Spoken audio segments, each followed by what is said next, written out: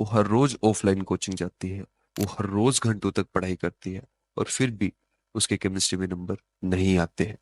एक बच्ची है, आर्या सूर्यवंशी, उसका मुझे यूट्यूब पे कमेंट आता है कि सर मैं क्लास 12th में हूँ और मुझे गाइड कीजिए। तो जब मैं उससे बात कर रहा था तो मुझे पता लगा कि वो जो बच्ची है उसको ये समझ में नहीं आ रहा है कि क्लास 12th में केमिस्ट्री को कैसे स्टार्ट किया जाए। उसके सारे सब्जेक्ट सही है, बस केमिस्ट्री में उसको दिक्कत आ रही है। अगर आप भी क्लास 12th में हो और आप भी इसी प्रॉब्लम से गुजर रहे हो, तो ये जो वीडियो है वो आप सभी के लिए है। आप इस पूरी वीडियो को देखिए, हो सकता है आपकी जो प्रॉब्लम है उसका सोल्यूशन आपको मिल जाए। और इसके अलावा अगर आपकी कोई दूसरी प्रॉब्लम है तो वो भी आप मुझे कमेंट करके बता सकते हो, मैं उस प्रॉब्लम का सोल्यूशन आपको देने की कोशिश करूंगा। तो देखो बच्चों, मैं एक दो चीजें आपको बताना चाहता हूँ। जब मैं आपके जितना था, जब मैं क्लास 11 12th में था, तो मेरा जो सबसे खराब सब्जेक्ट होता था ना, वो केमिस्ट्री होता था। मेरे क्लास 12th में सबसे कम मार्क्स केमिस्ट्री के अंदर है। ये जो केमिस्ट्री है ना, इससे मुझे नफरत हुआ करती थी एक टाइम पे। लेकिन आज मेरा जो सबसे फेवरेट सब्जेक्ट है, मेरा जो सबसे बेस्ट सब्जेक्ट है, वो केमिस्ट्री है। तो मैं आपको ये बताना चाहता हूँ कि अगर अभी आपका केमिस्ट्री खराब है तो इसका मतलब ये नहीं कि वो हमेशा तक खराब रहेगा। आप उसको जब चाहोगे तब अच्छा कर सकते हो। तो आपको ज्यादा टेंशन नहीं लेनी है। अगर अभी आपका केमिस्ट्री खराब है, उसको हम अच्छा कर सकते हैं। टेंशन लेने से कुछ नहीं होने वाला। टेंशन लेने से आपकी केमिस्ट्री अच्छी नहीं हो जाएगी। हमें उसका सॉल्यूशन ढूंढना है, उस केमिस्ट्री को कैसे हम अच्छा कर सकते हैं। तो अगर आप क्लास 12th में आए हो और क्लास 11th में अगर आपने बिल्कुल भी नहीं पढ़ा, आपको कुछ आता ही नहीं क्लास 11th का, और फिर भी हमें केमिस्ट्री को अच्छा करना है, तो क्या तरीका है, हम कैसे केमिस्ट्री को अच्छा कर सकते हैं। तो देखो, ये जो बच्ची है, मैं इस बच्ची के हिसाब से बता रहा हूँ। ये जो आर्या सूर्यवंशी जो बच्ची है, वो एक ऑफलाइन कोचिंग में जाती है। तो अगर आप ऑफलाइन कोचिंग में जाते हो ना, तो बात ये है कि यार, ऑफलाइन कोचिंग में जाओगे और ऑनलाइन करोगे तो आप बहुत ज्यादा परेशान हो जाओगे। दोनों चीजों को एक साथ नहीं करना है। या तो आप पूरा ऑफलाइन करो या पूरा ऑनलाइन करो। क्योंकि देखो, उसमें दिक्कत क्या है, मैं भी ऑफलाइन में बच्चों को पढ़ाता हूँ। तो दिक्कत क्या होती है, बच्चे जो होते हैं वो क्लास में भी पढ़ते हैं और फिर घर जाके फिर से वीडियो देखने लग जाते हैं। उससे कभी कोई रिजल्ट नहीं आता, उससे कोई मतलब नहीं है। उससे मतलब आप वीडियो देख देख के नहीं सीख सकते। जैसे एक एग्जांपल दूं, मैं जो अपने बच्चों को देता हूं, कि अगर मैं आपको बस ये बताता रहूं कि गाड़ी कैसे चलानी है या बाइक कैसे चलानी है, उसकी इंफॉर्मेशन देता रहूं, तो इंफॉर्मेशन देने से आप बाइक चलानी थोड़ी ना सीख जाओगे। बाइक चलानी सीखना है तो बाइक चलानी पड़ेगी ना भाई। इसी तरीके से अगर आपको केमिस्ट्री सीखनी है, नीट और जेई क्लियर करना है, तो वहां पे तो क्वेश्चन आएंगे। तो क्वेश्चन की प्रैक्टिस बहुत ज्यादा इंपॉर्टेंट है। ये जो एग्जाम्स होते हैं, जो भी कम्पिटिटिव एग्जाम है, चाहे नीट है या जेई है, अगर आप बोर्ड की तैयारी करना चाह रहे हो तो आप, फिर कोई दिक्कत नहीं है। मैं बोर्ड के हिसाब से नहीं बता रहा, अगर मैं बता रहा हूँ नीट और जेई वाले स्टूडेंट्स के हिसाब से, कि अगर आप नीट और जेई के स्टूडेंट हो और आप ऑफलाइन कोचिंग जा रहे हो और आप ऑनलाइन आके भी फिर वीडियो देख रहे हो, तो कोई मतलब नहीं बनता। हमें टाइम, हमारे पास वैसे ही टाइम कम होता है यार। जो नीट और जेई की तैयारी करते हैं, टाइम ही कितना मिलता है हमें, है ना। तो हमें प्रैक्टिस करना बहुत ज्यादा जरूरी है। अगर आप बार बार वीडियो देखते रहोगे तो सारा टाइम उसी में चला जाएगा, प्रैक्टिस करने के लिए टाइम ही नहीं मिलेगा, तो आपके नंबर नहीं आएंगे। तो आप क्या कीजिए, आपके लिए मैं सोल्यूशन बता रहा हूं। देखो, आप, जो आपका टीचर पढ़ा रहा है ना ऑफलाइन में, उसके साथ साथ बने रहने की कोशिश कीजिए। क्योंकि उससे आपको कई फायदे होंगे। हो सकता है टीचर का समझ में ना आए, लेकिन आप कोशिश कीजिए। आप बोले कोशिश कैसे करें, मैं बता रहा हूं कैसे करेंगे। देखो, इसके बहुत सारे फायदे होंगे।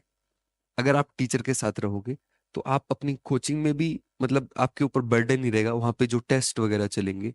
नहीं तो आप, आपका टीचर अलग पढ़ा रहा होगा, आप ऑनलाइन में कुछ और पढ़ रहे होंगे। यहाँ पे आप, आपको मजा तो आ रहा होगा ऑनलाइन में, लेकिन जब आप वहां पे मार्क्स देखते हो, मार्क्स इतने बेकार आ रहे हैं, आपको कॉन्फिडेंस कभी आएगा ही नहीं। तो हमें कॉन्फिडेंस भी चाहिए ना लाइफ में, कि भाई मेरे नंबर आने चाहिए, मेरे नंबर आ रहे हैं नहीं आ रहे हैं, मैं इतना पढ़ रहा हूँ फिर भी नंबर क्यों नहीं आ रहे। तो नंबर भी लाने हैं हमें और कॉन्फिडेंस भी लाना है, तो कैसे आएगा। तो ऑफलाइन वाले बच्चों के लिए मैं स्पेशली बोल रहा हूँ आप ऑनलाइन मत देखिए भाई। मैं ये बोलना चाह रहा हूँ, आप मुझे भी मत देखिए, किसी को मत देखिए। आप है ना अपने क्लास में ऑफलाइन में जहां पे भी पढ़ते हो वहां पे पढ़ने की कोशिश करो। और जो जो चीजें आपकी मिस होती है उसके लिए आप थोड़ा बहुत ऑनलाइन देख सकते हो, जो आपने पढ़ाई नहीं, लेकिन जो पढ़ रखा है उसको वापस ऑनलाइन आके मत पढ़िए। अब आपको लगेगा कि ये मुझे समझ में नहीं आया, तो समझने के लिए नहीं, नहीं, नहीं, नहीं। अगर आपने क्लास में पढ़ा है, अगर आपको समझ में नहीं आया तो आप उसको दोबारा पढ़ने की कोशिश कीजिए। फिर भी समझ में नहीं आया तो आज के टाइम पे हमारे पास एक बहुत अच्छा टूल आ चुका है जिसको बोलते हैं चैट जीपीटी। तो उसकी थोड़ी मदद लीजिए, उसकी मदद से आप समझने की कोशिश कीजिए। ठीक है, और प्रैक्टिस कीजिए ज्यादा ज्यादा। आप वहां पढ़ के आए, घर आए, जल्दी से रिवाइज किया, रिवाइज करने के बाद क्वेश्चन लगाने लग गए उस टॉपिक के। समझे क्या? तो हमें वीडियो नहीं देखनी है, जो हमने पढ़ा है ऑफलाइन में उसको आके रिवाइज करना है, और रिवाइज करने के बाद उसकी प्रैक्टिस करनी है। ये तरीका है। अच्छा, अब अगर आपको दिक्कत आ रही है कहाँ से स्टार्ट किया जाए, क्या स्टार्ट किया जाए, तो देखो, क्लास ट्वेल्थ में जो सबसे आसान चैप्टर है ना, वो ये है सॉल्यूशन। तो सॉल्यूशन को आप स्टार्ट कीजिए। सॉल्यूशन आसान सा चैप्टर है, उसको आप एनसीईआरटी में पढ़ने लग जाओगे तो आने लगेगा। ठीक है, एनसीईआरटी पढ़नी स्टार्ट कीजिए। अगर आपके पास कोई नहीं है तो एनसीईआरटी पढ़ना स्टार्ट करो। ठीक है, एनसीईआरटी पढ़ना स्टार्ट करो। उसके जो इन टेक्स्ट क्वेश्चन है, जो सॉल्व क्वेश्चन है, उनको सॉल्व करना स्टार्ट करो। सॉल्व वाले, फिर अनसॉल्व वालों को सॉल्व करो। तो सबसे पहले आप है ना एनसीईआरटी को अच्छा कर लो। एनसीईआरटी को अच्छा कर लोगे ना तो आपके अंदर कॉन्फिडेंस आ जाएगा बढ़िया वाला। तो अगर आपने एनसीईआरटी बहुत अच्छे से कर ली ना, तो क्लास ट्वेल्थ की जो केमिस्ट्री है उससे ज्यादा आती नहीं है नीट में। मतलब एनसीईआरटी से ज्यादा आएगा नहीं नीट में। तो आप बस क्लास ट्वेल्थ की जो एनसीईआरटी उसको अच्छे से करने की कोशिश करो, वहां से कॉन्फिडेंस आएगा, फिर बाद में आप इजिली कर लोगे क्वेश्चनों को। समझ रहे हो क्या? तो अगर आपको स्टार्ट करना है क्लास ट्वेल्थ से, क्लास ट्वेल्थ में जो पहला चैप्टर है सोल्यूशन, वहां से आप स्टार्ट कर सकते हो। उसके बाद आप अगला चैप्टर इलेक्ट्रोकेमिस्ट्री, वो जो चैप्टर है उसमें, वो जो चैप्टर वो एनसीईआरटी से पढ़ने से नहीं आता है यार। उसके लिए आपको टीचर की मदद लगेगी उस चैप्टर के लिए। केमिकल काइनेटिक्स वो भी आप सीख सकते हो, लेकिन इलेक्ट्रोकेमिस्ट्री में कॉन्सेप्ट लगते हैं तो उसके लिए आपको टीचर की जरूरत लगेगी। तो उसके लिए आप, जब आपका टीचर पढ़ाएगा तो उनके साथ बने रहना, क्लास को मिस मत करना, है ना। हर कोचिंग में यार, जितनी भी ऑफलाइन कोचिंग है नीट और जेई की, मुझे ऐसा लगता है टीचर सही होते होंगे। हो सकता है आप समझ ना पा रहे हो, मे बी आपने कभी समझने की कोशिश ना की हो, लेकिन जो कोचिंग वाले हैं यार, वो ऐसे तो है नहीं किसी भी रैंडम बंदे को उठा के अपने पास रख लेंगे, है ना। कुछ ना कुछ तो नॉलेज रखता होगा बच्चा, तभी तो उसको वहां पे रखा गया है, उसका टेस्ट होता है। समझ रहे हो? तो आप अपने टीचर पे थोड़ा सा भरोसा रखिए। ऑनलाइन पे यार, ऑनलाइन पे आपको है ना, सब लोग ऐसे अ, वो बस अपनी तरफ खींचने की कोशिश करते हैं, कोई आपको सिखाने की कोशिश नहीं करता है। मतलब जो आपके लिए सही है वो नहीं करता है। तो मैं ये मानता हूँ, मतलब ये मेरा पर्सनल एक्सपीरियंस है कि अगर आप ऑफलाइन में हो तो बहुत सही है, आप वहां जाके अपने टीचर की मदद लीजिए। और कोई चीजें अगर बहुत ही डिफिकल्ट जा रही है, आपको कुछ भी समझ में नहीं आ रहा है, टीचर से भी समझ में नहीं आ रहा है, सारी चीज करके देख ली, तब आप उस लेक्चर के लिए, उस टॉपिक के लिए तब आइए ऑनलाइन पे। समझे क्या? मैं ये नहीं बोल रहा हूँ कि ऑफलाइन अच्छा है या ऑनलाइन अच्छा है, मैं ये कहना चाह रहा हूँ कोई एक अच्छा है। या तो आप ऑफलाइन करो या प्योरली आप ऑनलाइन करो, दोनों को इकट्ठा कर देना डेंजरस है, बहुत ही खराब है। बच्चा परेशान हो जाता है, उसको समझ में नहीं आता है क्या किया जाए क्या ना किया जाए। तो आप एक चीज पे फोकस हो जाओ, ऑफलाइन में लग जाओ। अगर आप ऑफलाइन कर रहे हो तो पूरा दिल से करो उसको, जो आपको टीचर बता रहा है उसको पढ़ने की कोशिश करो। जैसे अगर आर्या सूर्यवंशी के बारे में बात करूं, तो अगर आपका टीचर डीएनएफ पढ़ा रहा है तो उसको पढ़ने की कोशिश करो। ठीक है, एनसीईआरटी लगती है उसके लिए, बस एनसीईआरटी को पढ़िए। टीचर का समझ में नहीं आ रहा है, कोई दिक्कत नहीं, आप एनसीईआरटी अपने आप घर पे आके अपने आप पढ़ने की कोशिश करो। चैट जीपीटी की मदद लो, जितना हो सकता है उतना समझने की कोशिश करो। पहली बार में जब आप पढ़ोगी, हो सकता है बहुत सारी चीजें आपको समझ में ना आए, लेकिन टेंशन नहीं लेनी है। आप पहली बार पढ़ोगे तो 50% तो आ गया। तो जीरो से तो सही है ना भाई, 50% तो आया कम से कम। अगली बार जब पढ़ोगे तो 70% आ जाएगा, फिर अगली बार पढ़ोगे 90% आ जाएगा।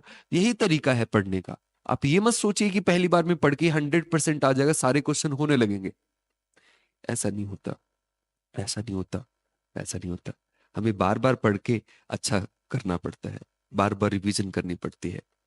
तो बच्चों, अगर आप क्लास 12th में हो, अगर आप कोई भी प्रॉब्लम फेस कर रहे हो, तो मैं आपको ये बोलना चाहता हूं, अगर आप ऑफलाइन वाले बच्चे हो तो अपने क्लास के हिसाब से चलते रहिए। अ, अगर आपको समझ में नहीं आ रहा है तो एनसीईआरटी उठाइए, एनसीईआरटी को अपने आप पढ़ना स्टार्ट कीजिए। हो सकता है आपको 100% समझ में ना आए, लेकिन बहुत ज्यादा समझ में आ जाएगा। चैट जीपीटी की थोड़ी सी मदद लेना, ठीक है? तो बस मैं इतना ही बोलना चाहूंगा, और क्या बोलूं यार, कि अच्छे से पढ़ाई करो। बोर्ड में तो नंबर आ ही जाएंगे। नीट में बस अगर आप नीट क्लियर करना चाहते हो तो जल्दी से पढ़ लो उस चैप्टर को, और उसकी ज्यादा ज्यादा प्रैक्टिस करो, उसके ज्यादा ज्यादा क्वेश्चन करो, ठीक है? आर्या सूर्यवंशी, तुम्हारे लिए एक गिफ्ट है। आपके लिए, तुम्हारा डीएनएफ ब्लॉक चैप्टर चला हुआ है, तो मैं तुम्हें एक नोट्स भेजता हूँ। नोट्स तुम देखोगे तो पागल हो जाओगे, ऐसे नोट्स हैं। मतलब तुम्हें फिर लेक्चर देखने की जरूरत नहीं पड़ेगी, आप उसको नोट्स को पढ़ पढ़ के ही समझ सकती हो। तो आपके लिए मैं एक नोट्स भेज रहा हूँ डीएनएफ ब्लॉक के, आप उन नोट्स को पढ़ना, और फिर देखना क्या होता है, और मुझे बताना, ठीक है? तो बच्चों, अगर आपकी कोई भी परेशानी है, कोई भी प्रॉब्लम आ रही है, तो आप मुझे बताइए। हो सकता है मैं आपकी प्रॉब्लम को सॉल्व कर पाऊँ। तो क्लास 12th वालों, आपसे बस एक ही रिक्वेस्ट है कि आप दोनों चीजों को मिक्स मत करो। या तो आप प्योरली ऑफलाइन करो या प्योरली ऑनलाइन, या तो कोचिंग को छोड़ ओड़ के अपने घर पे बैठो, ऑनलाइन सारी चीजें करो, वो भी बहुत सही है, वो तो बेस्ट है, मुझे ऐसा लगता है। या अगर ऑफलाइन में हो तो ऑफलाइन को बहुत अच्छे से करो, फिर ऑनलाइन के पीछे मत पड़ो, नहीं तो पागल हो जाओगे, ठीक है? तो आज के लिए इतना ही, मिलते हैं अगली वीडियो में, तब तक के लिए गुड बाय।